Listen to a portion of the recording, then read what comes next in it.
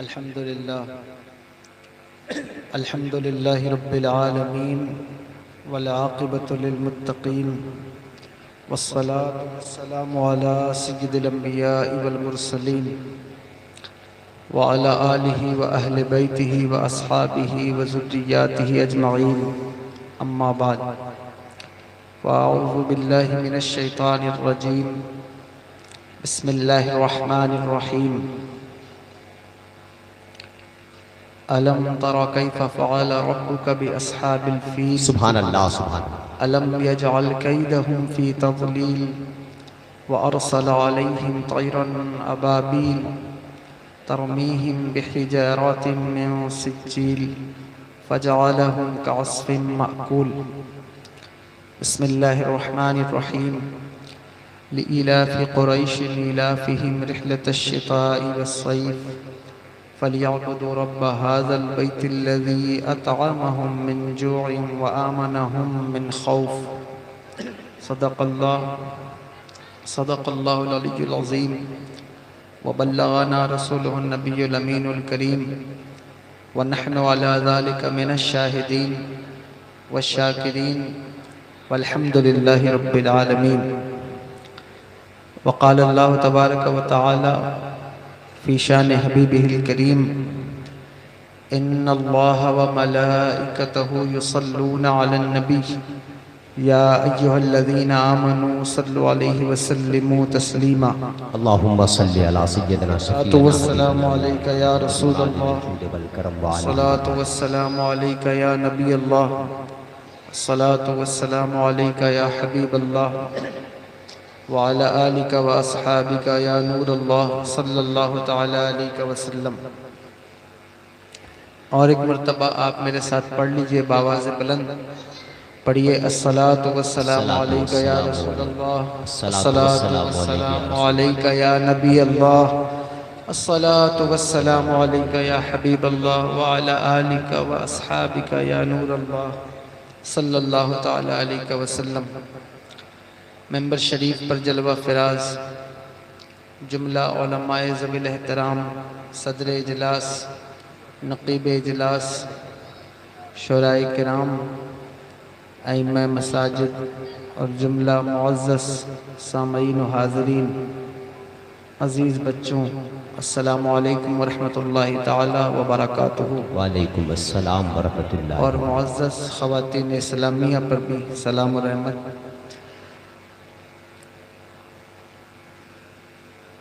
آج کی یہ نشست، یہ مقدس بزم پاک مجلس نور کے عنوان سے منعقد ہے. بے شک نورانی اجلاس کے نورانی عنوان اجلاس. سے. اور میں سمجھتا ہوں کہ بڑا ہی نورانی ماحول ہے، اس لیے کہ اب جتنے لوگ بیٹھے ہیں وہ شاید سننے کے لیے ہی بیٹھے ہیں اور وہ توجہ سے سنیں گے انشاءاللہ. ممبر شریف پر جتنے علماء کرام ہیں، میں بعض اوقات شناسائی نہیں ہوتی ہے تو میں ان سے معذرت خواہ ہوں، سب کا احترام کرتا ہوں اور خود کو سب سے چھوٹا سمجھتا ہوں. اس وقت کمیٹی والوں نے مجھ سے یہ کہا کہ آپ وہ تقریر کیجئے جو آپ مبارک پور اشرفیہ کے اجلاس میں وہاں پر جو آپ نے گفتگو کی تھی شب نور میں پچھلے سال. تو میں نے ان سے کہا کہ میں معذرت چاہتا ہوں کہ میں کوئی ایسی تقریر نہیں کرتا ہوں کہ وہ مجھے یاد رہے کہ میں نے کیا چیز بولی ہے اور کس سیریل سے، کس سسٹم سے بولی ہے. تو اب وہ تو میں نہیں کر سکتا، لیکن چونکہ محفل میلاد کے عنوان سے مجھے گفتگو کرنی ہے اور مجھے اس کے جو چیزیں اس کی یاد آ جائیں گی میں انشاءاللہ تبارک و تعالی اس میں سے کوئی بات عرض کر دوں گا. لیکن اس کے لیے بہت ضروری ہے کہ آپ کی توجہ میری طرف ہو اور آپ انتشار کو ختم کر کے ایک مہذب انداز میں، مؤدب انداز میں سننے کے لیے بیٹھیں تو کوئی گفتگو ہو سکتی ہے، ورنہ اگر آپ اس طرح انتشار کریں گے، آنا جانا کرتے رہیں گے اور یہ ساری چیزیں چلتی رہیں گی تو ہر انسان کا اپنا ایک مزاج ہوتا ہے اور وہ اس مزاج سے بعض اوقات مجبور بھی ہوتا ہے، تو ہو سکتا ہے کہ اس طرح کی گفتگو نہ ہو پائے۔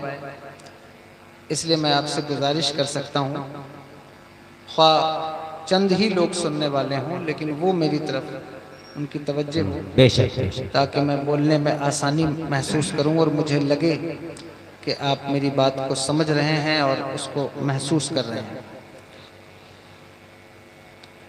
اگر آپ اجازت دیں تو میں بھی 2-3 شعر نعت پاک کے بہت اچھا ہے، سبحان اللہ سبحان اللہ۔ آئیے درود شریف پڑھیے باواز بلند، صلی اللہ علیہ محمد صلی اللہ علیہ وسلم، صلی اللہ علیہ نحن وسلم، صلاۃ و سلام علیک یا رسول اللہ صلاۃ و سلام علیک یا رسول اللہ صلی اللہ تعالی علیہ وسلم۔ اور ایک مرتبہ درود پاک پڑھیں، اللہ رب محمد صلی اللہ علیہ وسلم، نحن عباد محمد صلی اللہ علیہ وسلم، صلاۃ و سلام علیک یا رسول اللہ صلی اللہ تعالی علیہ وسلم۔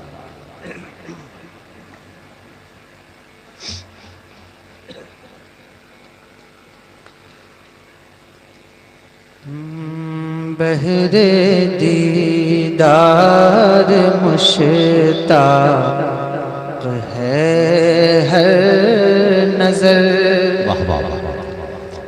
بہر دیدار مشتاق ہے ہر نظر، دونوں عالم کے سرکار آ جائیے، سبحان اللہ سبحان اللہ۔ بہر دیدار مشتاق ہے ہر نظر، دونوں عالم کے سرکار آ جائیے، چاندنی رات ہے اور پچھلا پہر، دونوں عالم کے سرکار آ جائیے، چاندنی رات ہے اور پچھلا پہر، دونوں عالم کے سرکار آ جائیے، اور سدرۃ المنتہا عرش و باغ رم ہر جگہ پڑ چکے ہیں نشان قدم، سدرۃ المنتہا عرش و باغ رم ہر جگہ پڑ چکے ہیں نشان قدم، اب تو ایک بار اپنے غلاموں کے گھر دونوں عالم کے سرکار آ جائیے، اب تو ایک بار اپنے غلاموں کے گھر دونوں عالم کے سرکار آ جائیے۔ اچھا نہیں لگ رہا آپ لوگ؟ احمد الفتاح صاحب بیٹھے ہیں، چلے بیٹھے۔ سبحان اللہ سبحان اللہ۔ ان شعراء کی موجودگی میں ترنم کے ساتھ پڑھتے ہوئے تو جو ہے وہ ایک جھجک محسوس ہوتی ہے کہ یہ شہنشاہ ترنم لوگ ہیں، لیکن یہ کہ ان کی صحبت سے کچھ فیضان ہے۔ سبحان اللہ سبحان اللہ۔ آپ کو اچھا لگ رہا ہے یا نہیں لگ رہا؟ اچھا لگنا بھی چاہیے، اس لیے کہ حضرت شیخ مہدی الفاسی مطالع المسرات شرح دلائل الخیرات میں لکھتے ہیں کہ آقا کی نعت سن کر، ذکر سن کر جسے اچھا نہ لگے، جس کا دل ٹھنڈا نہ ہو، اس کے سینے میں دھڑکنے والا دل کسی مومن کا دل ہی نہیں۔ بہت اچھا ہے، بے شک۔ اس لیے اچھا تو لگنا ہی چاہیے، اور یہ علامہ ارشد القادری علیہ رحمہ کا کلام ہے۔ اور ایک شعر سنیے۔ ہاں اب تو ایک بار اپنے غلاموں کے گھر دونوں عالم کے سرکار آ جائیے، اور میرے گلشن کو ایک بار مہکائیے، اپنے جلووں کی بارش میں نہلائیے، میرے گلشن کو ایک بار مہکائیے، اپنے جلووں کی بارش میں نہلائیے، دیدے شوق کو کیجئے بیراور، دونوں عالم کے سرکار آئیے، آپ تو ایک بار اپنے غلاموں کے گھر دونوں عالم کے سرکار آ جائیے۔ میں ختم کرنا چاہتا ہوں، لیکن ایک شعر جو مجھے بہت پسند ہے اس کو ملاحظہ کر لیں۔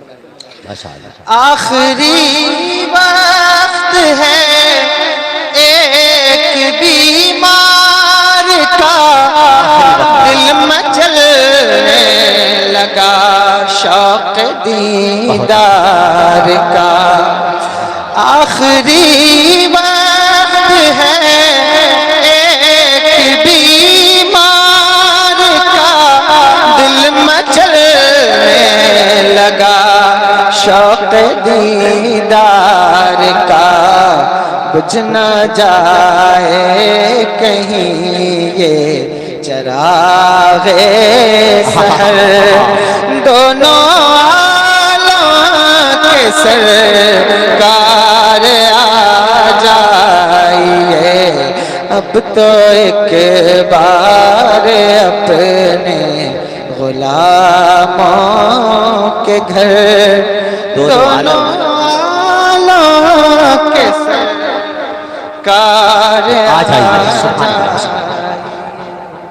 درشی پڑھیے اللہ رکو محمد صلی اللہ سیدنا شفیعنا حبیبنا مولانا محمد معدن وجود والکرم وآلہ وبارک وسلم۔ صلاۃ و سلام علیک یا رسول اللہ صلی اللہ تعالی علیہ وسلم۔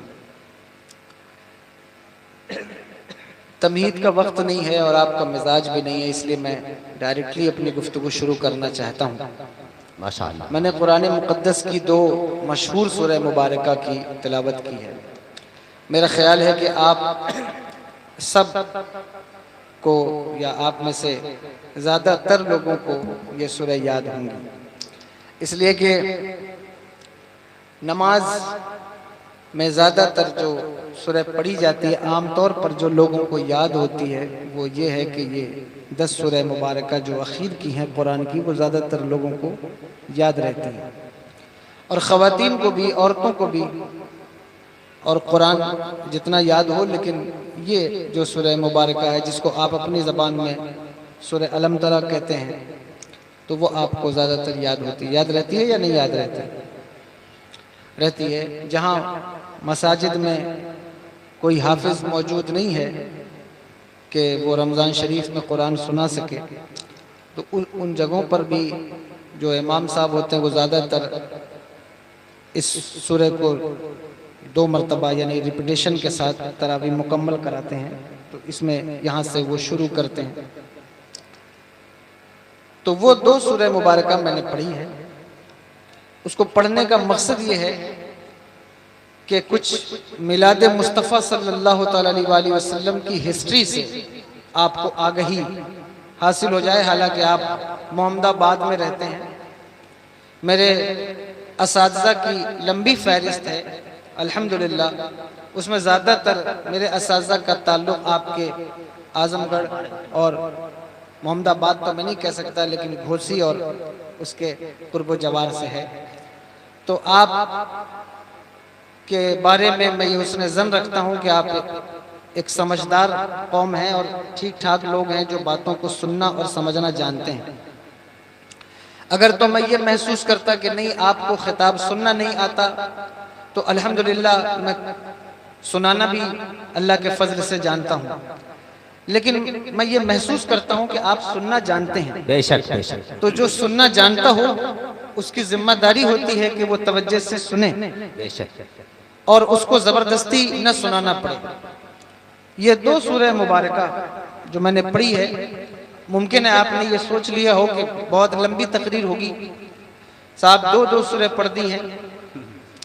لیکن میں دراصل اس سورہ مبارکہ سے جو اصل بات پیش کرنا چاہتا ہوں وہ میلاد مصطفیٰ صلی اللہ تعالیٰ علیہ وسلم کی ہے. سبحان اللہ سبحان. لیکن آپ اور ممکن ہے میرے احباب اہل ممبر پہ جو مجھ سے بڑے ہیں، میں ان کے بارے میں تو نہیں کہہ سکتا، لیکن جو میرے ہم عمر ہیں وہ سوچ رہے ہوں گے کہ اس سے میلاد مصطفیٰ کیسے ٹریس ہوگا. تو انشاءاللہ ہم اس سے کوئی بات عرض کریں گے تاکہ آپ کو ہسٹری کے بارے میں پتہ چل جائے کہ جس وقت ہمارے اور آپ کے نبی تشریف لائے اس وقت انوائرمنٹ کیسا تھا، ماحول کیسا تھا، اس وقت خزاں تھی یا بہار تھی. تو یہ آپ کو پتہ ہونا چاہیے، ورنہ اگر اس سے آپ کو کوئی آگہی نہیں ہے، آپ ہر سال جلسہ سنیے اور بڑے بڑے علماء کرام کو بلائیے، لیکن آپ کے بچوں کو اگر یہ ہسٹری نہ معلوم ہو سکی، نوجوانوں کو یہ پتہ نہ چل سکا کہ جس زمین پر حضور تشریف لائے وہاں کا ماحول کیسا تھا، کس کی حکومت تھی، وہ علاقہ کس کے قبضے میں تھا یا نہیں تھا، تو میلاد مصطفیٰ صلی اللہ تعالیٰ علیہ وسلم کی برکات کا انکار تو نہیں کرتا، لیکن علم کی برکتوں سے آپ محروم رہ جائیں گے. اور اس کا خامیازہ یہ ہوگا کہ آگے 1-2 پشتوں کے بعد، نسلوں کے بعد آپ کے بچوں کو اس سرسری علم سے بھی کوئی آگہی نہیں رہ جائے گی جو آپ کے پاس موجود ہے. اس لیے آپ کی ذمہ داری ہے، خواہ خواتین ہوں، عورتیں ہوں، بہنیں ہوں یا ذمہ دار نوجوان ہوں، جو سگریٹ پینے اور گٹکا کھانے اور صاحب محفل کی میں لذت قلب و نگاہ کے لیے آئے ہیں، میرا خطاب ان سے نہیں ہے، لیکن جو اپنے اندر ذرہ برابر بھی ذمہ داری محسوس کرتا ہے کہ اس کی کچھ ذمہ داری ہے as a Muslim, as a قوم اور ایز اے امتی، مصطفیٰ جان رحمت کا امتی ہونے کی حیثیت سے، اس سے میں یہ توقع کرتا ہوں کہ وہ میری بات کو سنے گا اور پھر وہ اس کو آگے جتنا ہو سکے گا وہ اتنا ٹرانسفر کرے گا. آئیے بات کو ڈائریکٹ شروع کرتے ہیں. 2 سورتیں میں نے اس لیے پڑھ دی کہ حضرت ابی بن کعب کے قرآن میں، یعنی ان کی قرات میں، ان دونوں سورتوں کو ایک ہی گردانا گیا ہے، وہ ان کو الگ الگ سورتیں شمار نہیں کرتے. انہوں نے اس کے درمیان بسم اللہ نہیں لکھی، وہ کہتے ہیں یہ دونوں سورہ ایک ہے. اس کے دلائل بھی انہوں نے بہت سے دیے ہیں، لیکن میرے شیخ کی ایک دلیل جو میں آپ کے سامنے پیش کرنا چاہتا ہوں، کیونکہ صرف آپ ہی نہیں سن رہے ہیں، کیمرے بھی لگے ہیں، لوگ دور تک سن رہے ہوں گے. وہ فرماتے ہیں کہ اس کی ایک دلیل یہ ہے کہ پورے قرآن مجید میں کسی بھی آنے والی سورت کا جار مجرور کبھی پچھلی سورت سے متعلق نہیں ہوتا، لیکن ان دونوں سورتوں کے اندر یہ کوالٹی موجود ہے. وہ کیا ہے؟ فرمایا کہ یہ جو لیلاف کا لام ہے یہ متعلق ہے فجالہ کے ساتھ. کہا وہ کیسے؟ اب اس کا ترجمہ آپ سننے کے لیے تیار ہیں؟ میں آپ کو بتاؤں. اللہ کہتا ہے کہ اے محبوب آپ نے نہیں دیکھا کہ آپ کے رب نے کیا کیا ہے ہاتھی والوں کے ساتھ، کیا کیا ہے ان کے لیے ابابیل بھیجے ہیں. تفہیم بیان کر رہا ہوں. ابابیل بھیجے ہیں، چڑیوں کا لشکر آیا ہے، ان کے اوپر پتھر گرایا ہے اور اس پتھر سے ان ہاتھی والوں کا حشر کیا کر دیا؟ فَجَعَلَهُمْ كَعَصْفٍ مَأْكُولٍ، انہیں کر دیا ہے چری ہوئی گھاس کی مانند، جیسے کہ چری ہوئی گھاس ہوتی ہے، تو کیوں کر دیا ہے؟ کہا لإیلاف قریش، تاکہ قریش کی محبت لوگوں کے دلوں میں ڈھلے۔ یہ بات ہے، ایک تو یہ ترجمہ ہے، اور دوسرا آپ وہ بھی کر سکتے ہیں کہ تاکہ وہ سردی گرمی میں تجارت کا سفر کر سکیں۔ خیر، بات جو میں عرض کرنا چاہتا ہوں اس کی طرف آپ کو لانا چاہتا ہوں۔ یہ سورہ مبارکہ جس کی تلاوت میں نے کی ہے، اللہ اکبر کبیرہ، یہ کس وقت نازل ہوئی؟ حضور سرور دو عالم صلی اللہ تعالیٰ علیہ وآلہ وسلم سے اللہ تبارک و تعالیٰ ارشاد فرماتا، اے محبوب، آپ نے نہیں دیکھا کہ ہم نے ہاتھی والوں کے ساتھ کیا کیا؟ یہاں سبھی علماء بیٹھے ہیں، آپ ان سے پوچھئے کہ اصحاب فیل کا واقعہ، اگر آپ کی توجہ ہو تو، کیونکہ ایک دم ڈائریکٹلی گفتگو کر رہا ہوں، کوئی تمہید نہیں باندھ رہا، اگر آپ ان سے پوچھئے کہ اصحاب فیل کا واقعہ، ابرہہ کے لشکر کا واقعہ، یہ واقعہ حضور کی پیدائش سے کتنے دن پہلے کا ہے؟ آپ کو یہ علماء اختلاف روایت کے ساتھ بتائیں گے 40 دن پہلے، 50 دن پہلے، 55 دن پہلے، یا آپ جو ہے وہ بیضاوی کی روایت کو یا دہلوی کی روایت کو لیں گے تو آپ کہیں گے اسی دن کا واقعہ ہے، لیکن یہ تو شاذ ہے۔ 40 دن پہلے، 50 دن پہلے یا 55 دن پہلے کا واقعہ ہے۔ ابھی آقا دنیا میں تشریف نہیں لائے ہیں، اس سے پہلے ابرہہ ہاتھیوں کا لشکر لے کر خانہ کعبہ کے سامنے کھڑا ہے، اور حضور کی پیدائش 40 دن کے بعد ہے یا 50 دن کے بعد ہے، اور اللہ کیا کہتا ہے؟ الم ترى کیفا۔ اگر آپ قرآن کو توجہ سے سننے لگ جائیں، اگر آپ قرآن پر توجہ دینے لگ جائیں، تو اللہ کی عزت کی قسم آپ کے عقیدے اور عمل کے سارے مسئلے تلاوت قرآن سے ہی حل ہو جائیں گے۔ لیکن افسوس یہ ہے کہ قرآن آپ پڑھتے تو ہیں لیکن قرآن پر غور نہیں کرتے۔ جس وقت یوٹیوب پر، سوشل میڈیا پر بیٹھا ہوا کوئی اسکالر آپ کی توجہ ڈائیورٹ کر دے تو آپ کے عقیدے کی دیوار دھڑام سے گر جاتی ہے، لیکن اگر کبھی آپ قرآن پر غور کر لیں اور علماء کی صحبت میں بیٹھ کر کوئی علمی گفتگو سننے کا مزاج پیدا کر لیں، تو ذمہ داری سے کہتا ہوں، اللہ کی عزت کی قسم، دنیا کا کوئی بڑے سے بڑا گمراہ اسکالر آپ کے عقیدے کی دیوار کو چھو نہیں سکتا۔ اس لیے علمی گفتگو سننے کی عادت ڈالیے، اور جب کوئی علمی بات کی جائے تو بور ہو کر، پریشان ہو کر جو ہے وہ اکتاہٹ کا شکار مت ہوئیے، اس لیے کہ علمی گفتگو سننا اگر یہ آپ بند کر دیں گے تو جس طرح آپ کا جو ہے وہ علم، آپ کا مبلغ علم بتدریج گرتا جا رہا ہے، ایک دن ایسا آئے گا کہ آپ کے بچے اللہ اکبر کبیرہ علمی حلقوں سے، علمی مجلسوں سے نفرت کرنے لگ جائیں گے۔ اس لیے جہاں کوئی علمی بات ہو، آپ کی سمجھ میں آئے یا نہ سمجھ میں آئے، لیکن اس لیے توجہ سے سنا کرو کہ سمجھ میں آئے یا نہ سمجھ میں آئے، لیکن بات کلام اللہ کی ہو رہی ہے، ارشادات رسول اللہ کی ہو رہی ہے۔ سمجھ میں آئے گی تو بھی ٹھیک ہے، نہیں سمجھ میں آئے گی تو اللہ اس کی برکتیں ہمارے دل پہ نازل فرمائے گا۔ اگر یہ بھی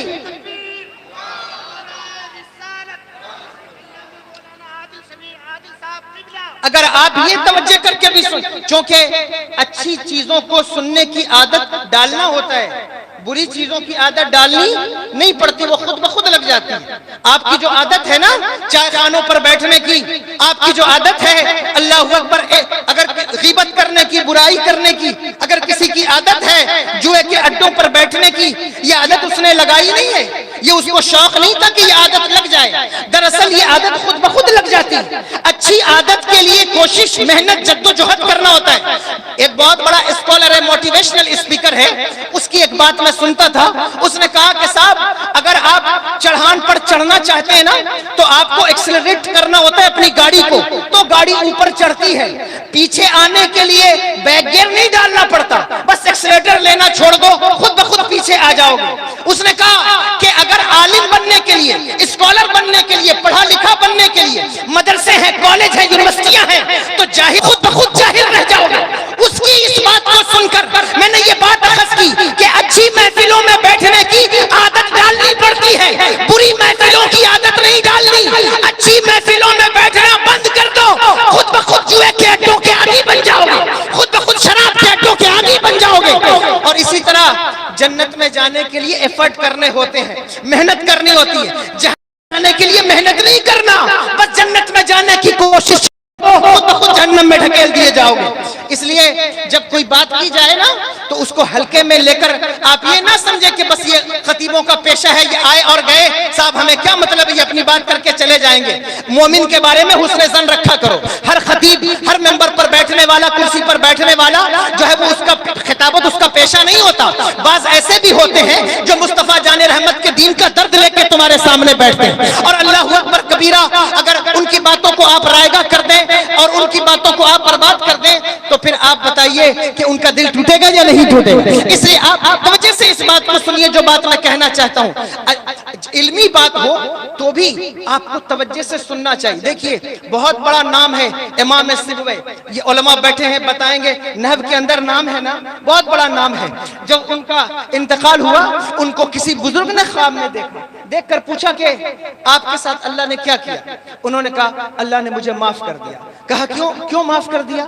کہا آپ تو ساری زندگی جو ہے وہ الفاظ کی بحث سے کھیلتے رہے ہیں، ساری زندگی آپ کا جو آپ کی گزری ہے وہ کلام پر اور جو ہے وہ الفاظ کے ہچ پیش پر گزر گئی، پھر کون سا عمل تھا جس پر اللہ نے آپ کو معاف کر دیا؟ کہا معاف اس لیے کر دیا اللہ تبارک و تعالیٰ نے مجھے کہ میں ساری زندگی الفاظ سے کھیلتا رہا، لیکن انہی الفاظ میں انہی لفظوں میں جب اللہ کا نام آیا تو اب میں اس پر بات کروں گا، لمبی بات ہو جائے گی لیکن مختصر کر کے بیان کرنا چاہتا ہوں۔ انہوں نے کہا جب اللہ کا نام آیا تو میں نے کہا اس پر الف لام داخل ہے، یہ علماء اس بحث کو جانتے ہیں، تو یہ معرفہ ہوگا یا نکرہ ہوگا؟ اگر معرفہ ہوگا تو اس کی کیا صورت بنے گی؟ اگر نکرہ ہوگا تو اس کی کیا صورت بنے گی؟ تو کہتے ہیں میری سمجھ سے باہر تھا، میں نے اس کو چھوڑ دیا اور میں نے کہا یہ اللہ کا نام ہے، جس طرح وہ بے مثال ہے اس طرح اس کا نام بھی بے مثال ہے۔ اللہ اکبر کبیرہ کہتے بس اسی بنیاد پر اللہ نے میری بخشش کر دی، میری مغفرت فرما دی۔ اگر آپ کی سمجھ میں کوئی بات نہیں آتی ہے، آپ یہ سمجھ کر سنتے یہ اللہ کا کلام ہے، اللہ آپ کی بھی بخشش کرے گا، مغفرت فرمائے گا۔ اب عرض یہ کرنا چاہتا ہوں کہ یہ حضور کی پیدائش سے 40 دن پہلے کا واقعہ ہے، 50 دن پہلے کا واقعہ ہے، 55 دن پہلے کا واقعہ ہے، لیکن اللہ کیا کہتا ہے؟ الم ترى کیف، اے محبوب تم نے نہیں دیکھا؟ اے اللہ ابھی تو حضور کی پیدائش نہیں ہوئی، پھر تو کہتا ہے تم نے نہیں دیکھا؟ تو یہ دیکھیں، آپ ان علماء سے پوچھئے کہ وہ جسے اس میں استفہام کہتے ہیں، وہ سوال کے لیے لایا جاتا ہے، اس کی قسمیں ہیں انکاری، استخباری، اقراری۔ استفہام انکاری کیا ہوتا ہے؟ توجہ سے سنیے گا، استفہام انکاری اس کو کہتے ہیں کہ جس وقت اس کے الفاظ مثبت ہوں، پازیٹیو ہوں، نیگیٹو ہوں، منفی ہوں، لیکن اس کے معنی، اس کا مطلب مثبت ہو۔ جیسے کہ مثال کے تو آپ کو مثال دے کر کے سمجھاتا ہوں کہ آپ کو جو ہے وہ کل آپ کا کوئی دوست ملے چوراہے پر اور وہ کہے کہ کل جلسے میں کہاں تھے، دکھائی نہیں دیے، تو آپ کے بازو میں جو آپ کا دوست بیٹھا اس کا ہاتھ پکڑ کر آپ پوچھیں گے کہ کیا کل میں جلسے میں نہیں تھا؟ اس کا مطلب کیا ہوگا؟ اس کا مطلب یہ کہ میں جلسے میں موجود تھا۔ سمجھ رہے ہیں بات کو یا نہیں سمجھ رہے؟ کہ اس کا مطلب کیا ہے کہ میں جلسے میں موجود تھا، یہی تو مطلب ہوا۔ اللہ کہتا ہے محبوب الم ترى کیف، تو نے نہیں دیکھا، مطلب یہ کہ خدا کی قسم تو نے دیکھا ہے۔ اب اگر دیکھا ہے تو کیسے دیکھا ہے؟ رویت قلبی سے دیکھا ہے یا یہ رویت بصری ہے؟ اس کو سمجھنا ہوگا، لیکن میں نہیں سمجھتا کہ آپ کو اس بات کی طرف لے جاؤں گا اور آپ توجہ سے اس بات کو سنیں گے، اس لیے میں بالکل آسان لب و لہجے کی طرف آپ کو لاتا ہوں، آپ کے مبلغ علم پر، تاکہ بات آپ کو سمجھنے میں آسانی ہو۔ اللہ کہتا ہے محبوب تم نے نہیں دیکھا، ہم نے ہاتھی والوں کے ساتھ کیا کیا، ہم نے ہاتھی والوں کا انجام کیا کیا ہے۔ اللہ اکبر، کون ہاتھی والے، کیسے ہاتھی والے؟ ابرہہ کا نام سنا ہے آپ نے یا نہیں سنا ہے نا؟ واقعہ بھی سنا ہے، لیکن جو بات بتانا چاہتا ہوں اس پر توجہ رکھیے گا۔ یہ ابرہہ کون ہے؟ یہ افریقہ کا وائسرائے ہے، یمن کا حاکم ہے نجاشی کی طرف سے۔ اس نے دیکھا، یہ عیسائی ہے مذہباً، کرسچن ہے، اس نے دیکھا کہ لوگ خانہ کعبہ کی بڑی عزت کرتے ہیں، خانہ کعبہ کو بڑا مقام حاصل ہے، دنیا بھر سے لوگ آتے ہیں اور اس کا بولیے طواف کرتے ہیں، اس کے غلاف کو بوسہ دیتے ہیں، چومتے ہیں۔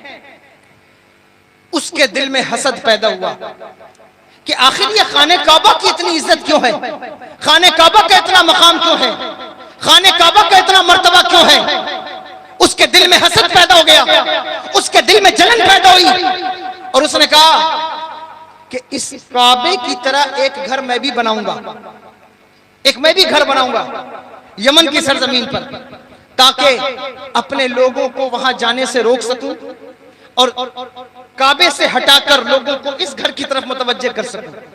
اس نے ایک گھر بنایا اور اس گھر کے لیے جو پتھر منگائے اس کو جو منقش کیا، ملکہ بلقیس کے محل سے وہ پتھر منگائے گئے، سامان منگائے گئے، توجہ ہے آپ کی، سن رہے ہیں بات کو، اور اس کو منقش کیا اس گھر کو۔ آپ کا ریسپانسیو ایٹیٹیوڈ محسوس ہونا چاہیے کہ آپ بات سن رہے ہیں، اس طرح آپ سنیے کہ مجھے لگے کہ آپ سن رہے ہیں۔ اس نے کہا کہ میں یہ گھر بناؤں گا اور لوگوں کو روکوں گا ادھر جانے سے۔ اس نے گھر بنایا، لیکن اللہ اکبر کبیرہ، اصل کی کاپی کرنا آسان ہے، لیکن اصل کی وہ کوالٹیز کہاں سے لائی جائے گی جو اللہ نے صرف اسی کو عطا فرمائی ہے؟ وہ کوالٹی کہاں سے لائی جائے گی؟ اصل کی کاپی کرنا یہ آسان کام ہے، لیکن وہ کوالٹی تو نہیں پیدا ہو سکتی۔ دیکھو، نقل کرنے والے تو نبی کی نقل نبی ہونے کے معاملے میں لوگوں نے کر لی ہے، وہ لوگ کی ہے یا نہیں کی ہے، لیکن اللہ تبارک و تعالیٰ نے نبی کو جو کوالٹی دی ہے وہ ایک نقلی نبی کو کیسے ملے گی؟ یہی وجہ ہے کہ میں نے یہ بات پڑھی ہے کہ مسیلمہ کذاب کے پاس ایک عورت لائی گئی، توجہ ہے، سن رہے ہیں، جھوٹی نبوت کا دعوے دار ہے۔ ایک عورت لائی گئی جو ایک آنکھ سے کانی تھی، ایک آنکھ اس کی نہیں تھی۔ اس نے، لوگوں نے اس سے کہا، مسیلمہ کذاب سے، کہ مکے کا نبی لوگوں کی آنکھیں جوڑ دیتا ہے، توجہ ہے، کہ مکے کا نبی لوگوں کی آنکھیں جوڑ دیتا ہے نا، یہ تو حدیث پاک صحیح کی حدیث ہے۔ حضرت قتادہ بن نعمان، ان کی آنکھ میں تیر لگا، خنجر لگا، پپوٹے کٹ گئے، آنکھ باہر نکل آئی۔ لوگوں نے چاہا ان کی آنکھ کو آپریشن کر دیا جائے، حضرت قتادہ کھڑے ہوئے، انہوں نے کہا نہیں، مجھے ڈاکٹر کے پاس آئی، مصطفیٰ جان رحمت کے پاس آئے، چلو۔ تو لوگ انہیں پکڑ کر حضور کے پاس لے آئے۔ میرے آقا نے کہا، قتادہ کیا بات ہے، آنکھیں نکلوا کیوں نہیں لیتے، آپریشن کروا کیوں نہیں لیتے؟ کہا نہیں یا رسول اللہ، میں نوجوان ہوں، میں جوان ہوں، اور میں نہیں چاہتا کہ عرب کے لوگ مجھے کانا کہیں، اس لیے میری آنکھ واپس لگا دی جائے۔ اس پر تو سبحان اللہ بنتا ہے۔ کہا میں نہیں چاہتا کہ عرب کے لوگ مجھے کانا کہیں۔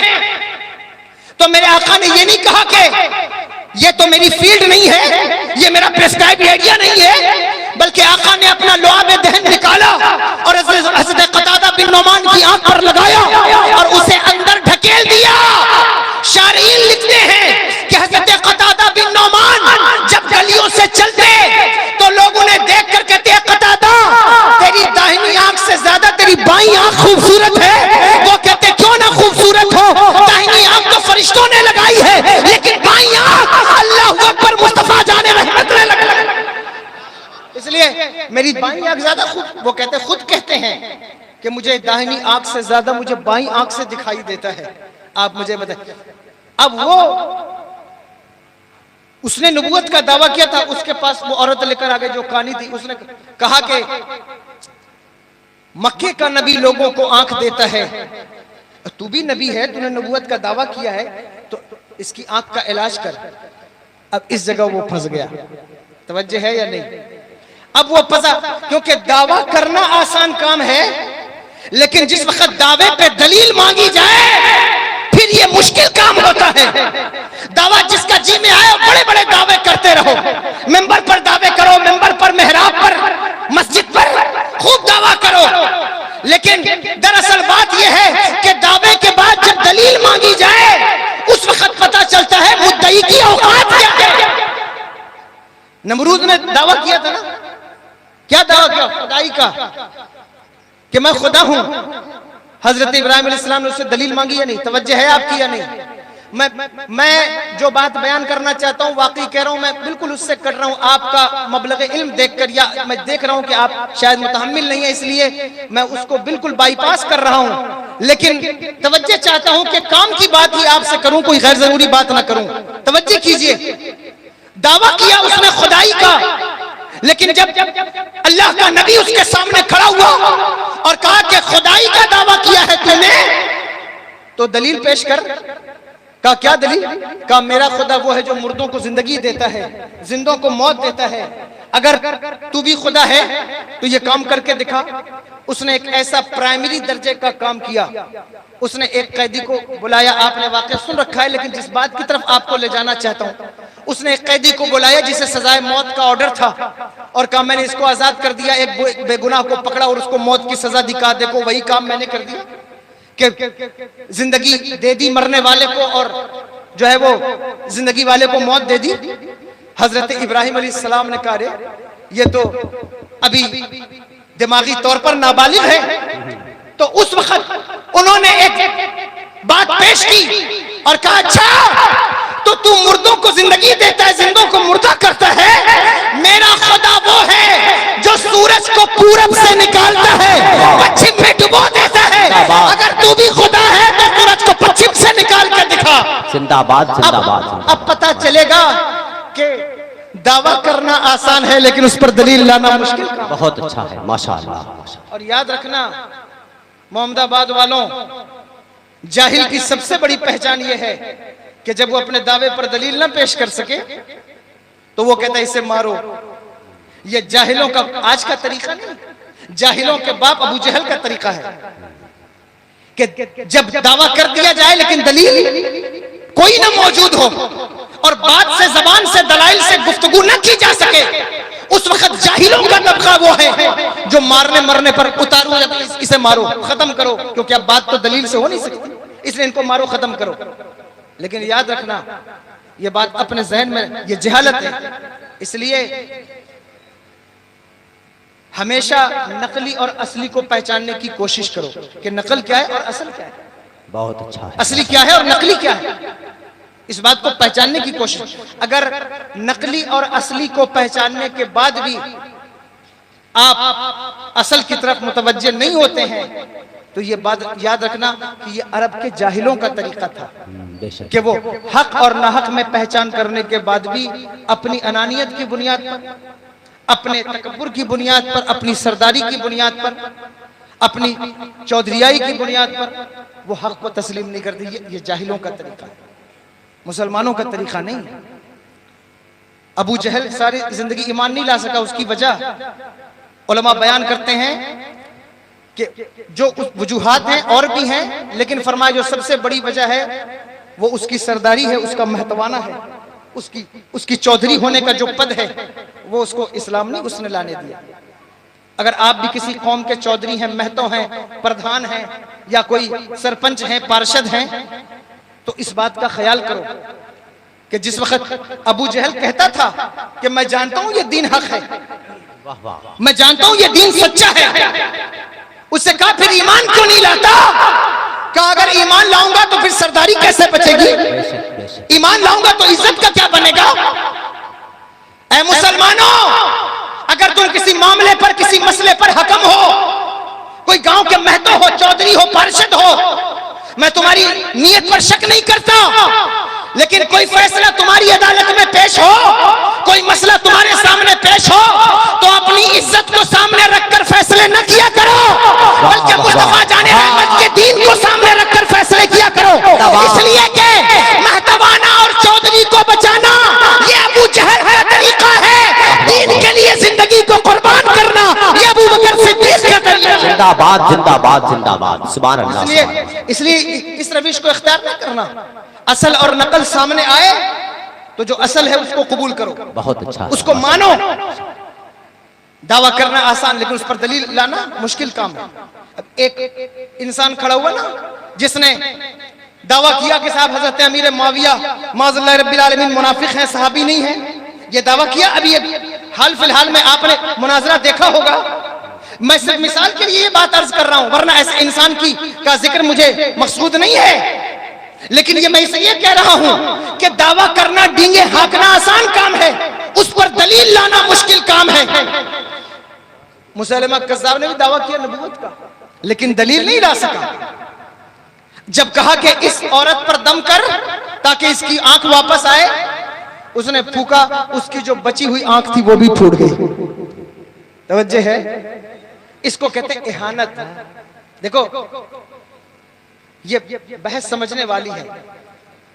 کہ کوئی خلاف فطرت، کوئی مافوق الفطرت، خرق عادت کوئی چیز کسی ولی کے ہاتھ سے ظاہر ہو، اس کا نام کیا رکھتے ہیں؟ کرامت۔ زندہ باد زندہ باد۔ وہی چیز نبی کے ہاتھ سے ظاہر ہو، اس کو کہتے ہیں معجزہ۔ بہت اچھا ہے۔ نبی کے آنے سے پہلے ظاہر ہو، اس کو کہتے ہیں ارہاس۔ زندہ باد زندہ باد۔ وہی چیز کسی مومن صالح کے ہاتھ سے ظاہر ہو، اس کا نام رکھتے ہیں معونت۔ زندہ باد۔ وہی چیز کسی شعبدہ باز کے ہاتھ سے ظاہر ہو، اس کو کہتے ہیں استدراج۔ سمجھ میں آ رہی ہے بات یا نہیں؟ اور کبھی ایسا ہوتا ہے کہ کام بنانے چلو اور کام بگڑ جائے، اس کو کہا جاتا ہے اہانت۔ تو عرض یہ کرنا چاہتا ہوں کہ اصل ہوتا ہے نقل کی جا سکتی ہے، لیکن اصل کی کوالٹیز پیدا نہیں ہو سکتی، نہیں کی جا سکتی، واہ نہیں کی جا سکتی۔ اس نے گھر تو بنا لیا ایک، لیکن کوالٹیز کہاں سے لائے؟ خانے کعبہ بہت والی۔ اچھا ہے۔ کعبے میں جو اٹریکشن ہے، کعبے میں جو کشش ہے، کعبے میں جو لوگوں کا رجحان ہے، کیوں؟ کیونکہ اللہ فرماتا ہے ان اول بیت وضع للناس، یہ اللہ کا پہلا گھر ہے زمین پر، یہ ام القریٰ ہے۔ اس کی کوالٹیز کہاں سے لائے گا، کہاں سے پیدا کرے گا؟ تو لوگ نہیں رکتے تھے، اور جب نہیں رکتے تھے تو اس نے سختی شروع کر دی۔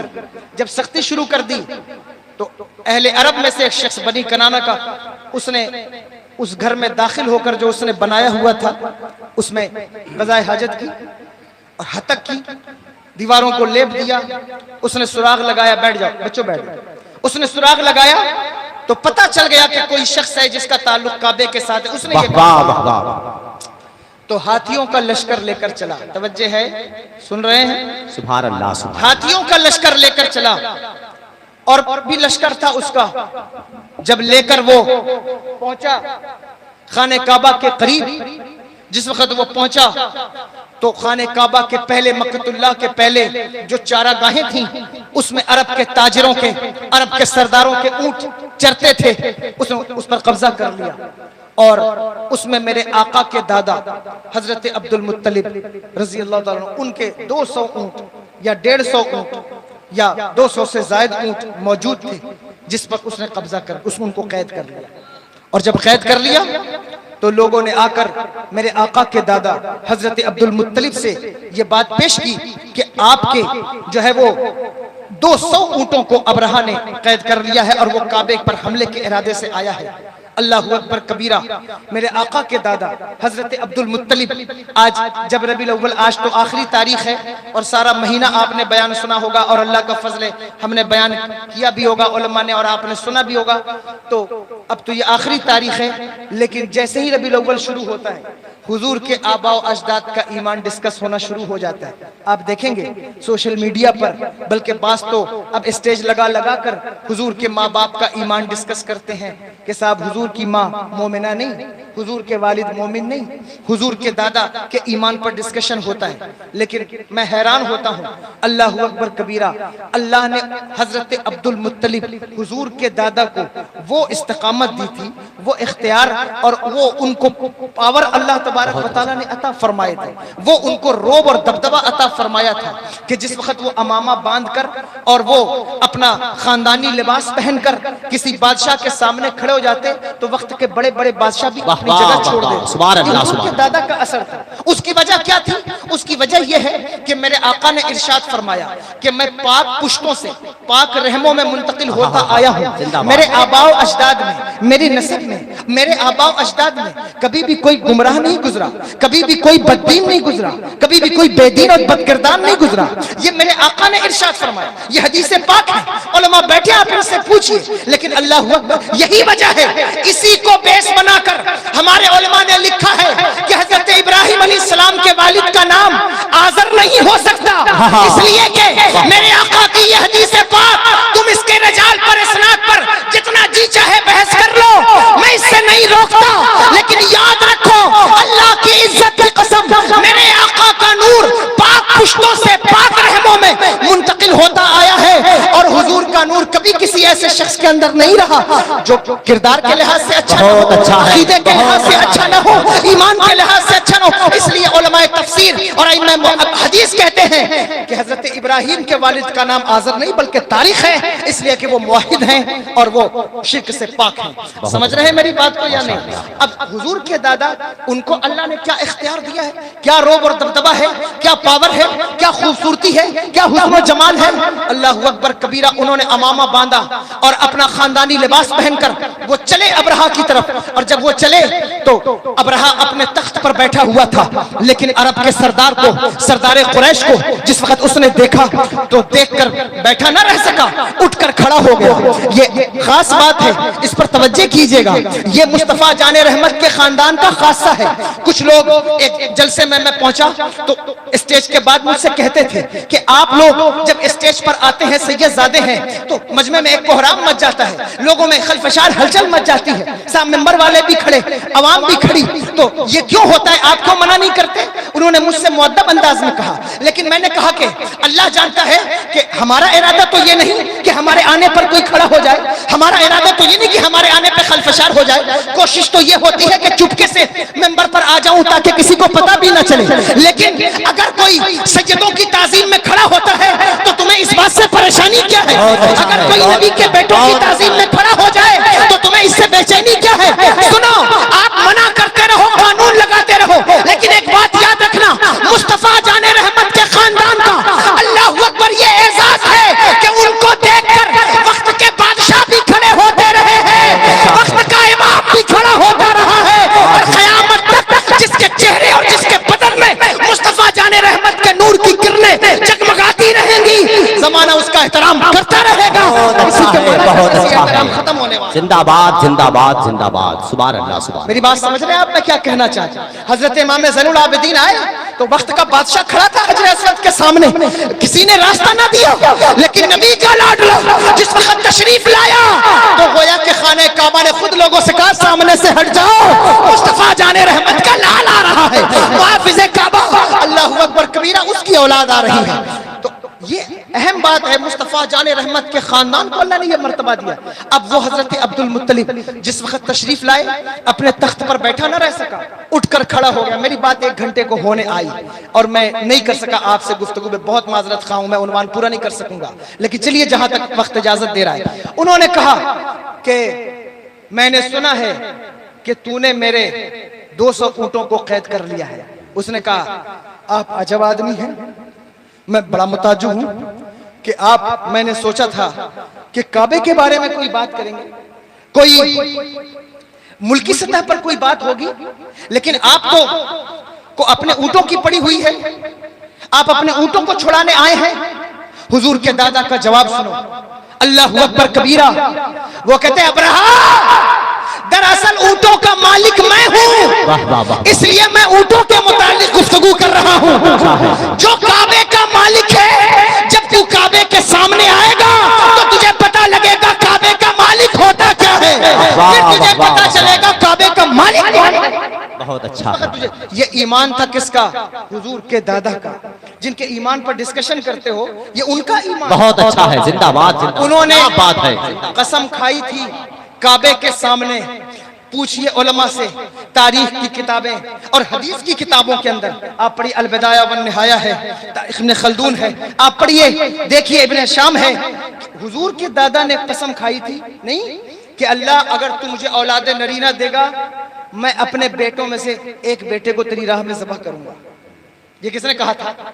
حضور کے دادا نے کہا ہے کہ میں اپنے بیٹوں میں سے ایک بیٹے کو تیری راہ میں ذبح کروں گا. میں سلام پیش کرتا ہوں حضرت مریم بنت عمران, ان کی والدہ پر, کہ انہوں نے کہا تھا کہ اے اللہ اگر تو مجھے اولاد دے تو میں اپنے بچے کو تیرے گھر کے لیے وقف کروں گی. لیکن یہ حضور کے دادا ہیں, کہتے ہیں میں وقف نہیں کروں گا, میں تیری راہ میں قربان کروں گا. اللہ اکبر کبیرہ. اب انہوں نے یہ بات کر لی جس وقت 10 بیٹے ہوئے حضرت عبد المطلب کے, اور اس میں میرے آقا کے والد حضرت عبداللہ ہیں, جن کی خوبصورتی کا عالم یہ ہے کہ وہ جس سوکھے ہوئے درخت کے نیچے کھڑے ہو جائیں وہ درخت سرسبز و شاداب ہو جاتا ہے. آپ کہیں گے آپ مبالغے سے کام لے رہے ہیں, اگر عقیدہ میرا موضوع ہوتا میں ابھی اس بات کو سائنٹیفک اعتبار سے ثابت کرتا، لیکن چلیے میں آپ کو کہتا ہوں وہ جس گلی سے گزر جائیں اس کی عورتیں جو ہے وہ تمنا کریں کاش ان کا نکاح میرے ساتھ ہو جائے۔ حضور کے والد کا حسن، اگر کسی کو اس بات کو سمجھ میں دشواری ہو سمجھنے میں تو مصطفیٰ جان رحمت کے بیٹوں کا حسن اس دور کے اندر دیکھ لیں۔ آپ دیکھیں گے کہ حضرت علی رضا کا چہرہ پڑھیے کتابوں میں آپ کو پتہ چلے گا، نبی کا وہ شہزادہ جس وقت نیشاپور کی سرزمین پر آیا اس کے چہرے کو دیکھ کے لوگ غش کھا کر زمین پر گرتے ہیں۔ اللہ اکبر کبیرہ۔ ارے نبی کے بیٹوں کی بات تو الگ ہے، مصطفیٰ جان رحمت کے سچے غلاموں کا چہرہ دیکھ کر کل بھی دنیا ایمان لاتی تھی، آج بھی ایمان لاتی ہے۔ اور ایک چہرہ جو ماضی قریب میں گزرا جسے تاج الشریعہ کے نام سے جانا جاتا، جن کے چہرے کو دیکھ کر اللہ اکبر کبیرہ، جن کے حسن کو دیکھ کر لوگ ایمان لاتے رہے، یہ ہمارے بزرگوں کی تاریخ نہیں ہے۔ آپ پڑھ کر دیکھیے کیوں ہے؟ جب نبی کے غلاموں کو یہ خوبصورتی ملی ہے تو پھر مصطفیٰ جان رحمت کے والد کے حسن کا عالم کیا ہوگا؟ حضور کے والد کے حسن کا عالم کیا ہوگا؟ وہ کہتے ہیں کہ میرے بیٹوں 10 بیٹے سامنے کھڑے ہیں، اور کھڑے ہو کر کہتے ہیں میں نے اللہ سے وعدہ کیا ہے کہ میں اس کی راہ میں ایک بیٹے کو قربان کروں گا۔ تو بیٹوں نے کہا ہم حاضر ہیں، آپ قربان کریں۔ انہوں نے کہا نہیں، میں قرعہ ڈالوں گا، پرچہ ڈالوں گا، اور پرچی نکالوں گا، جس کا نام نکلے گا اس کو قربان کروں گا۔ سب کا نام ڈالا تو نام حضور کے والد حضرت عبداللہ کا نکل آیا۔ یہ میں ان کا ایمان بتا رہا ہوں، ان کا نام نکل آیا۔ جب نام نکل آیا تو ان کو لے کر وہ قربان گاہ کی طرف چلے۔ سرداران مکہ ان کے پیچھے پیچھے دوڑے، کہا اے عبد المطلب یہ رسم تو نہ ڈالو، یہ پرمپرا تو نہ ڈالو، یہ تمہارا جگر ہے، یہ تمہارا ایمان ہے، تم یہ کام کر سکتے ہو، لیکن تمہارے بعد ہم تو یہ کام نہیں کر سکتے، اس لیے یہ رسم نہ ڈالو، یہ پرمپرا شروع نہ کرو۔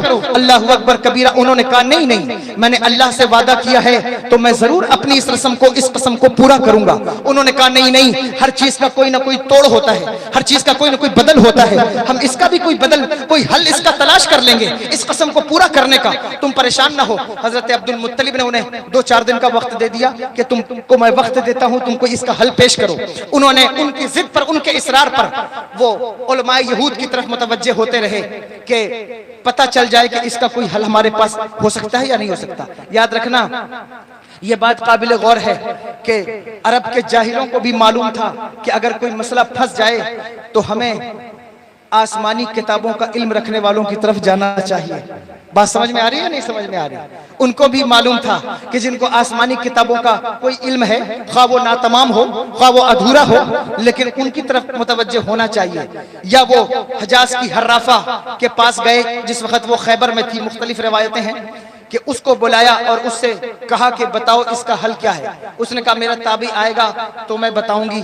اس دوسرے دن اس کا تابعی آیا، ان کے جو ریسورسز تھے، جو جانکاریوں کے طریقے تھے وہ کیا تھے، یہ ایک موضوع ہے کہ پچھلے دور میں جو کاہن ہیں یا یہود کے علماء ہیں یا عیسائیوں کے علماء ہیں، ان کے پاس ایسے کیا سورسز تھے جن کے ذریعے سے وہ ایسی باتوں کو بتا دیا کرتے تھے جو عام لوگوں کو معلوم نہیں ہوتی تھی۔ سن رہے ہیں آپ بات کو یا نہیں سن رہے؟ یہ بات آپ کو اپنے ذہن میں رکھنی چاہیے، اس لیے کہ آپ ہی وہ ہیں کہ جس وقت آپ کے سامنے کوئی آپ کے دل کا حال بیان کر دے تو آپ اس کے مرید بن جاتے ہیں۔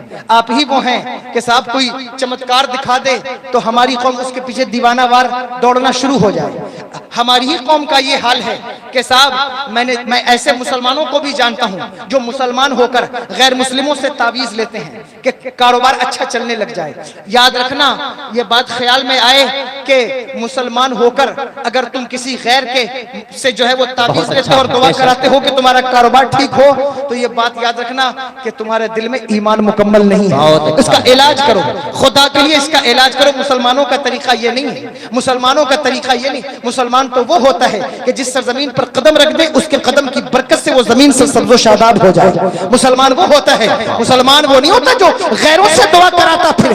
مسلمان وہ ہوتا ہے، آپ تاریخ پڑھ کر دیکھیے آپ کو پتہ چلے گا، آپ کے آباء و اجداد کی تاریخ میں، آپ کے بزرگوں کی تاریخ میں، خواہ وہ عالم رہے ہو یا نہ رہے ہو، لیکن اللہ نے ان کو ایمان ایسا دیا ہوا تھا کہ وہ مغرب کی नमाज पढ़ के निकलते तो गैर मुस्लिम औरतें भी मस्जिदों के बाहर खड़ी होकर उनसे दम कराने के लिए जो है वो मौजूद होती। लेकिन आज अगर हमारी कौम के नौजवान किसी गैर की तरफ भाग रहे हैं कि साहब ये दिल का हाल बताने वाले हैं, ये पर्चा बनाने वाले हैं, और ये पर्चा बता करके दिल का हाल बता देते हैं, तो फिर याद रखना कि तुम अपने ईमान का मुहासबा करो। जिस वक्त दज्जाल आएगा वो दज्जाल बज़ाहिर तुम्हारे माँ बाप को जिंदा करके दिखाएगा कि ये माँ बाप को मैंने जिंदा कर दिया। उस वक्त क्या ईमान का सौदा कर डालोगे? नहीं नहीं, मोमिन चमत्कार को देखकर ईमान नहीं लाया, बल्कि मोमिन की पहचान ये है अल्लज़ीना युमिनूना बिल गैब, ये वो लोग हैं जो बिन देखे ईमान लाए हैं। देखा कुछ भी नहीं है, लेकिन मुस्तफा जाने रहमत की शरीयत पर ईमान लाओ। शरीयत पर ईमान लाओ, जो मुस्तफा जाने रहमत की सुन्नत है उस पर ईमान लाओ, जो तरीका शरीयत है उस पर ईमान लाओ। ये असल बात है, इस पर तवज्जो करो। अल्लाहु अकबर। वो चले गए और उन्होंने जाकर उनसे पूछा क्या हाल है। उसके पास उसका जो भी शख्स था या जो भी उसका जो है वो ताबी था वो आया। उसने दूसरे दिन सरदारान मक्का से कहा कि बताओ तुम्हारे यहाँ एक शख्स की दियत कितनी है, यानी अगर कोई किसी का कत्ल कर दे, वर्षा माफ करना चाहे तो दियत क्या बनती? उसने कहा दियत है 10 ऊंट।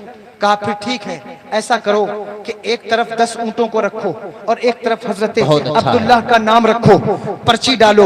अगर तो ऊंटों का नाम निकल आए तो इनके बदले में 10 ऊंटों को कुर्बान कर देना, कसम पूरी हो जाएगी। और अगर हजरत अब्दुल्लाह का नाम निकल आए तो फिर 10 ऊंट और बढ़ा देना, फिर पर्चा डालना। फिर अगर नाम ऊंटों का निकल आए 20 ऊंट कुर्बान कर देना, वरना अगर इनका निकल आए तो फिर 10 ऊंट बढ़ा देना। वो समझ गए, वापस आ गए। आकर जनाब अब्दुल मुत्तलिब से कहा कि मसला हल हो गया है, अब हम इस तरह करेंगे। और वो पर्चा डालते 10 ऊंटों को एक तरफ खड़ा कर दिया।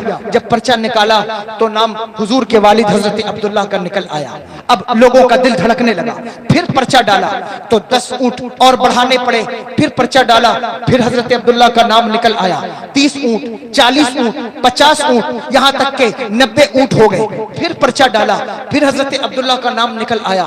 फिर 10 ऊंट बढ़ाए, 100 ऊंट हो गए। एक तरफ 100 ऊंट हैं, एक तरफ मुस्तफा जाने रहमत के वालिद गिरामी हैं। अल्लाहु अकबर कबीरा। लोगों ने जो है वो धड़कते हुए दिल के साथ जब पर्चा निकाला तो इस मर्तबा नाम जो है वो ऊंटों का निकल आया। जब ऊंटों का निकल आया तो अब मैं हजरत अब्दुल मुत्तलिब का ईमान बताने चला था। वो नाम निकल आया तो सरदाराने मक्का ने, मक्के के लोगों ने कहा ऐ अब्दुल मुत्तलिब, कबीलों के सरदारों ने कहा ऐ अब्दुल मुत्तलिब मुबारक हो, तुम्हारे बेटे की जान बचती है और उसके बदले में 100 ऊंटों की कुर्बानी पेश करो। अब हजरत अब्दुल मुत्तलिब कहते नहीं नहीं, 10 मरतबा नाम ऊंटों का निकला है, 10 मरतबा नाम मेरे बेटे का निकला है और 1 मरतबा ऊंटों का नाम निकला, तो मैं कैसे ऊंटों को कुर्बान कर दूं? मैं 3 मरतबा पर्चा डालूंगा। अल्लाह की मर्जी ये है कि मेरे बेटे की कुर्बानी ना देकर ऊंटों की कुर्बानी दी जाए तो 3 मरतबा ऊंटों का नाम निकलेगा। अब जब पर्चा डाला तो फिर ऊंटों का नाम निकल आया। फिर पर्चा डाला तो लोगों ने हाथ उठाकर कहा ऐ काबे के रब, इस खूबसूरत चेहरे वाले को बचा ले। फिर पर्चा डाला तो फिर जो है वो नाम ऊंटों का निकल आया। तो हजरत अब्दुल्लाह के बदले में 100 ऊंटों को कुर्बान कर दिया गया। हुजूर ने खुद इरशाद फरमाया मैं 2 ज़बीहों का बेटा हूँ। एक ज़बी का नाम इस्माइल ज़बीउल्लाह है और दूसरे बेटे का नाम इब्ने अब्दुल मुत्तलिब अब्दुल्लाह है। मैं 2 ज़बीहों का बेटा हूँ। ये ईमान है हुजूर के दादा का। वो अब्राहा के सामने खड़े होकर के कहते हैं कि तू कहता है आपको काबे की फिक्र नहीं, काबे का जो मालिक है वो काबे को बचाएगा। मैं ऊंटों का मालिक हूँ, ऊंटों के बारे में बात करूंगा। उसने ऊंट छोड़ दिए। जब ऊंट छोड़े तो हजरत अब्दुल मुत्तलिब लेकर ऊंट को चले और वापस आ गए और फरमाया कि मक्के वालों से तुम पहाड़ों पे चढ़ जाओ या जो भी जिसको आपका ज़ौक़ कबूल करे, जिस रिवायत को यहाँ सब इल्म वाले लोग बैठे उसको कबूल कर लें। और वो पहाड़ों पर चढ़ गए और जिस वक्त वो हाथी का लश्कर लेके काबे के सामने आया, जिस वक्त वो काबे के सामने आया, तवज्जो है आपकी? मैं खत्म कर दूं? नहीं, आप कहिए मैं यही खत्म कर दूं।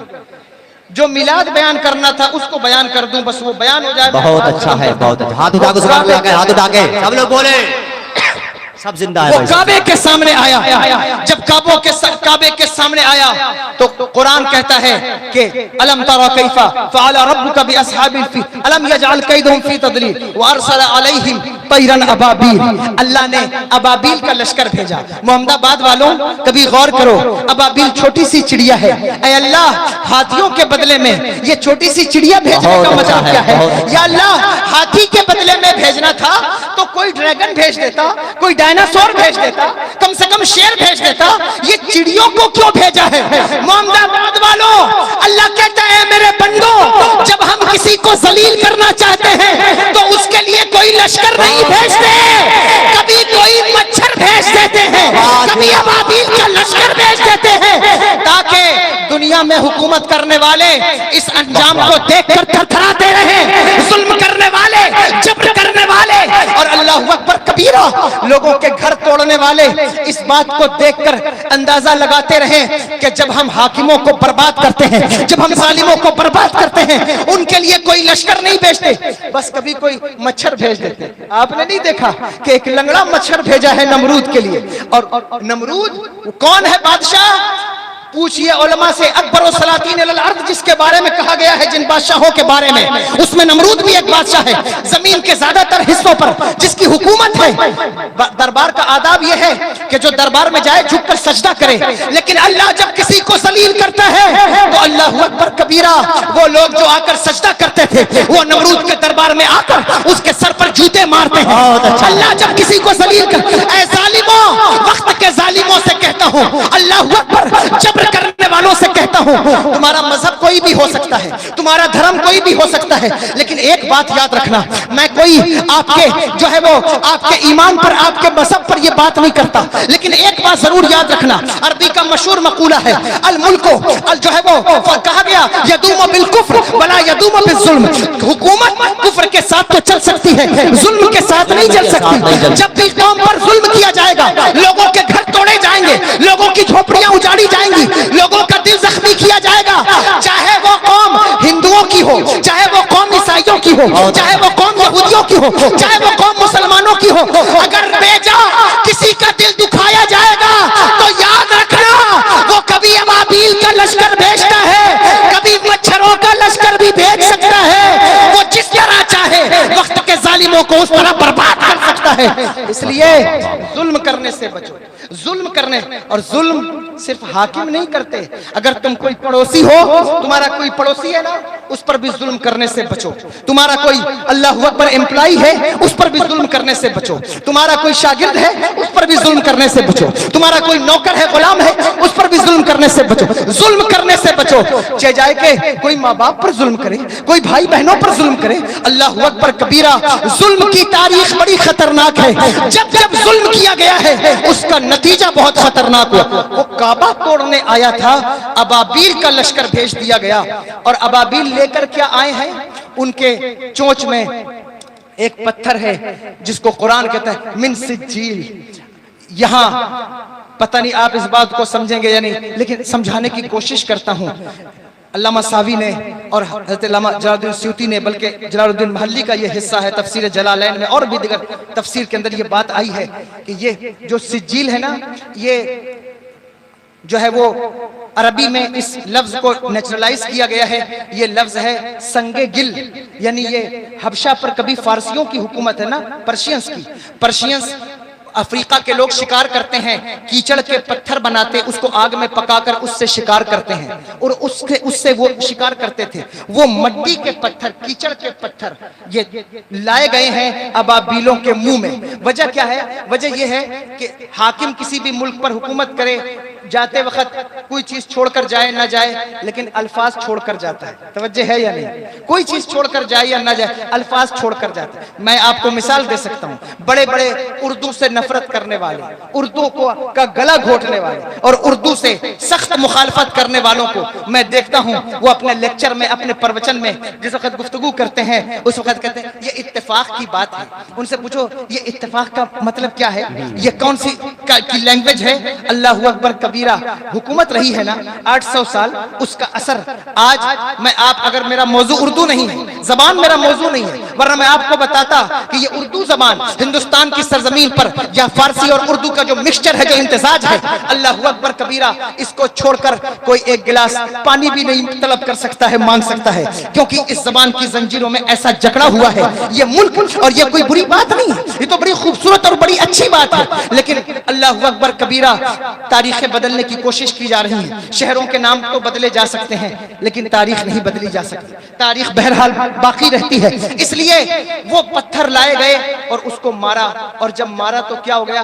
اللہ کہتا ہے فَجَعَلَهُمْ كَعَصْفٍ مَأْكُولٍ، وہ پتھر پڑتے ہی وہ ہاتھی بلاسٹ ہونے لگے، لوگ بلاسٹ ہونے لگے، اور وہ ایسے ہو گئے جیسے چری ہوئی گھاس۔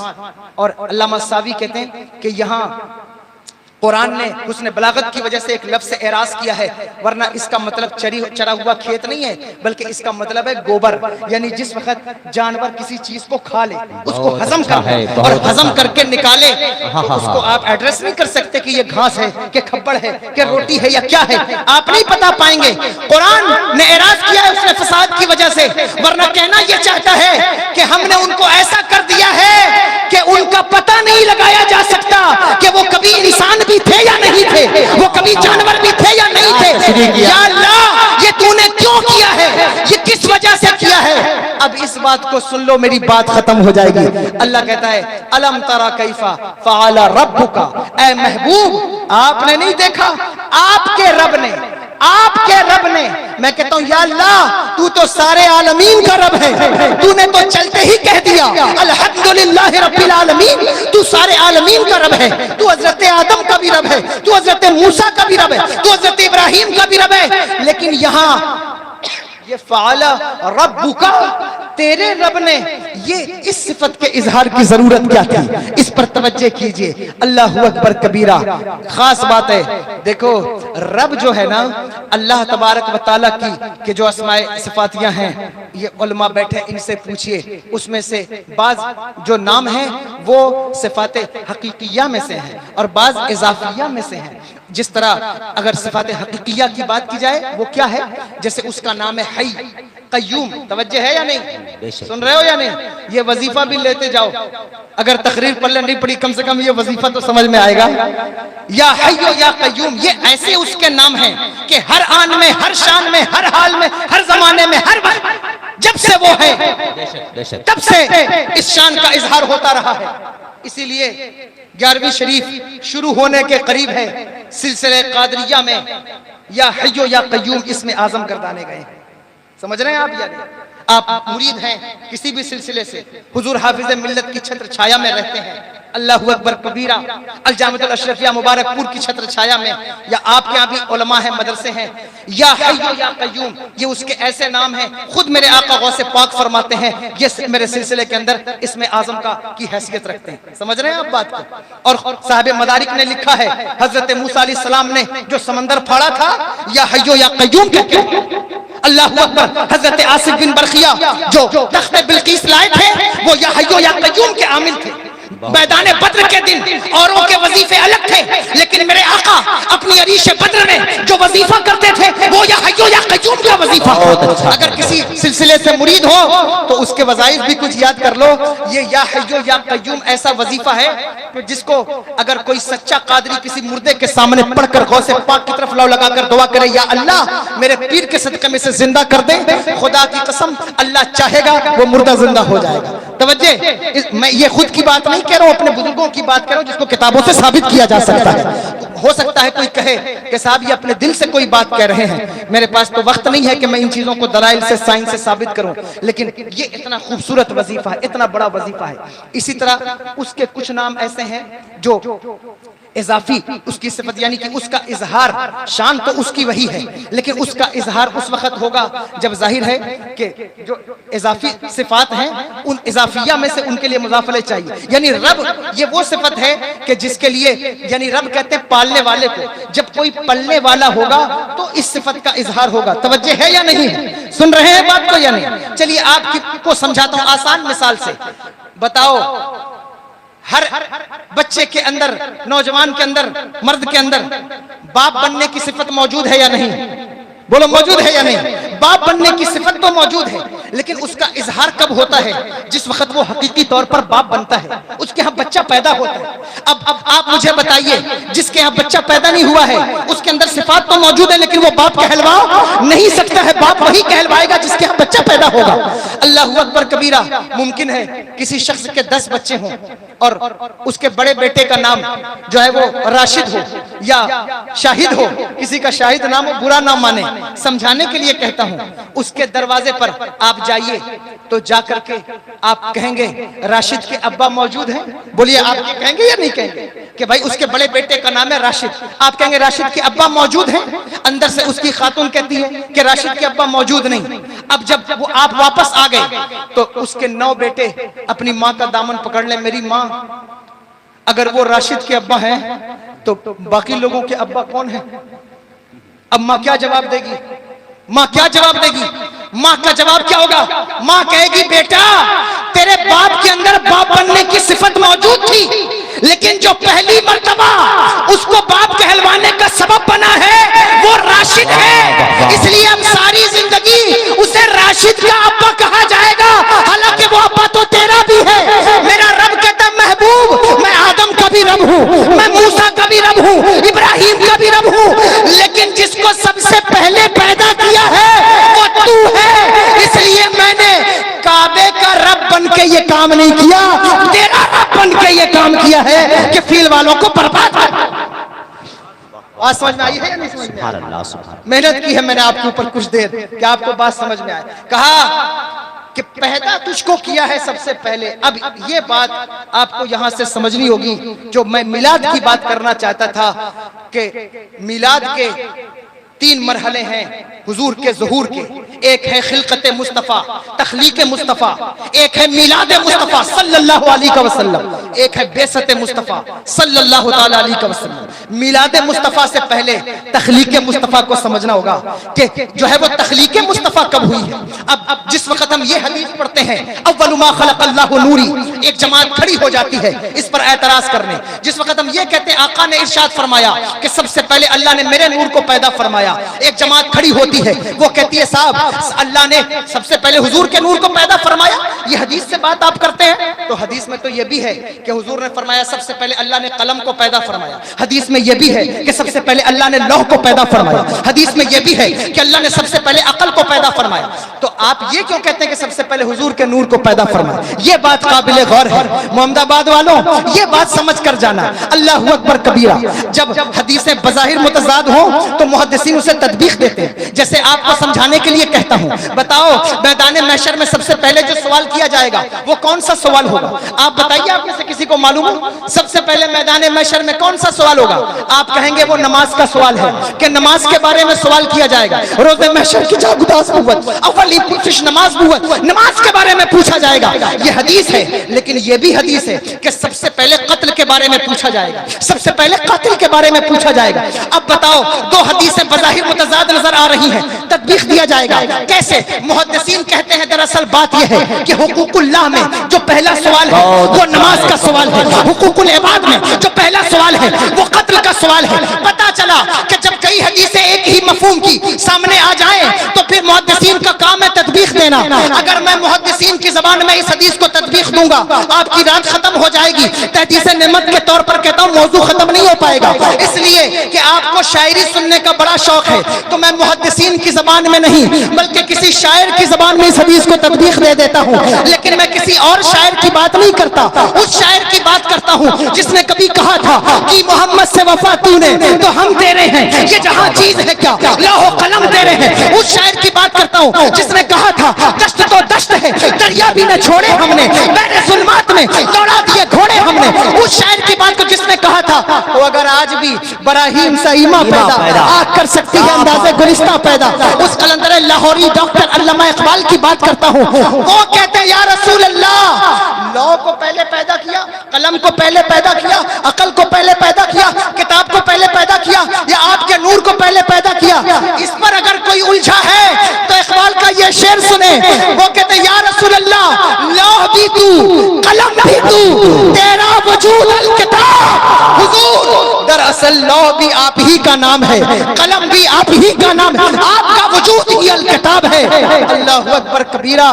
سب سے پہلے اللہ نے حضور کے نور کو پیدا فرمایا. اب اس پر بات کریں گے تو بات لمبی جائے گی, لیکن ایک حدیث حضور فرماتے جب قلم کو پیدا کیا تو اللہ نے قلم سے کہا قلم لکھ. قلم نے کہا یا اللہ کیا لکھوں؟ کہا ما کانا و ما یکون, جو ہو چکا ہے وہ بھی لکھ دے, جو ہونے والا ہے وہ بھی لکھ دے. اللہ اکبر کبیرہ. اگر قلم ہی سب سے پہلی تخلیق ہے تو وہ کیا ہو چکا ہے جسے لکھنے کا حکم دیا جا رہا ہے؟ کہا وہ ہے کیا؟ کہا وہ مصطفیٰ جان رحمت کا نور ہے جو قلم سے پہلے, زمین سے پہلے, آسمان سے پہلے, عیسیٰ سے پہلے, نوح سے پہلے